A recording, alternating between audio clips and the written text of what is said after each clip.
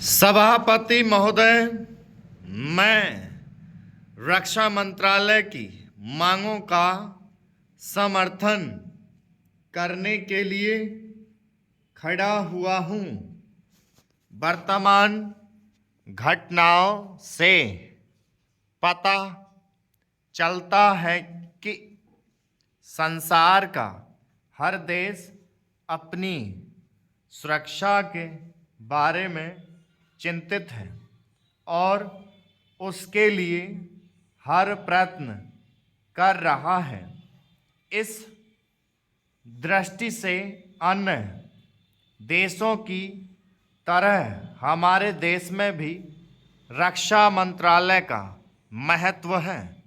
मुझे इस बात की खुशी है कि जहां अन्य मंत्रालयों के उनके पिछले साल के कामों के बारे में काफ़ी आलोचना हुई है, वहाँ इस मंत्रालय की कम आलोचना हुई है।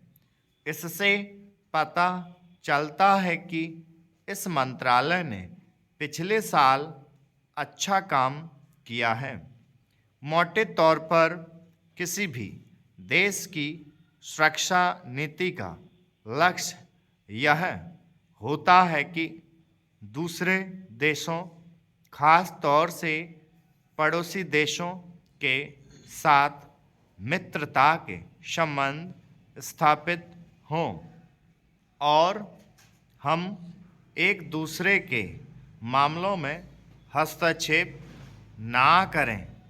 लेकिन उसके साथ यह भी जरूरी होता है कि हम अपने देश की सीमाओं और अखंडता की रक्षा करें।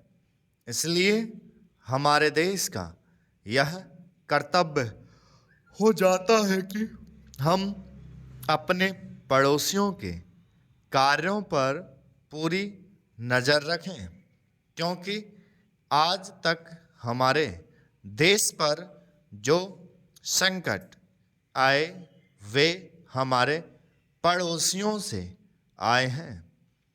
1965 में पाकिस्तान के साथ जो लड़ाई हुई और उसके बाद ताशकंद में जो समझौता हुआ वह सिर्फ कागज़ पर ही रहा।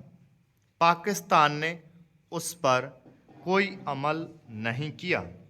इस दृष्टि से बहुत ज़रूरी है कि हम अपने देश की सुरक्षा की हर तरह से व्यवस्था करें।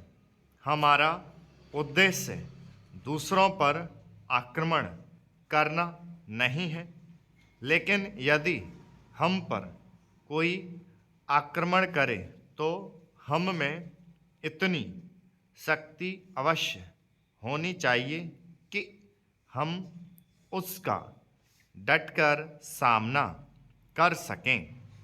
आप जानते हैं कि पिछले दिनों पाकिस्तान को अमेरिका और चीन से काफ़ी मदद मिली है।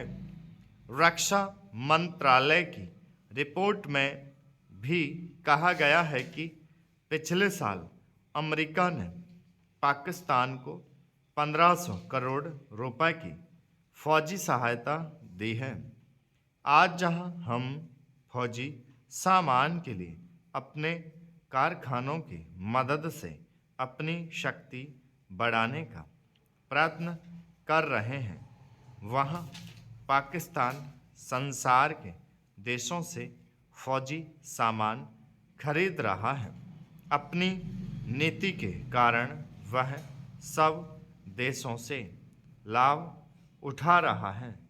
मेरा सुझाव है कि हमको भी अपनी शक्ति बढ़ाने के लिए संसार के अन्य देशों से अधिक फौजी सामान खरीदना चाहिए।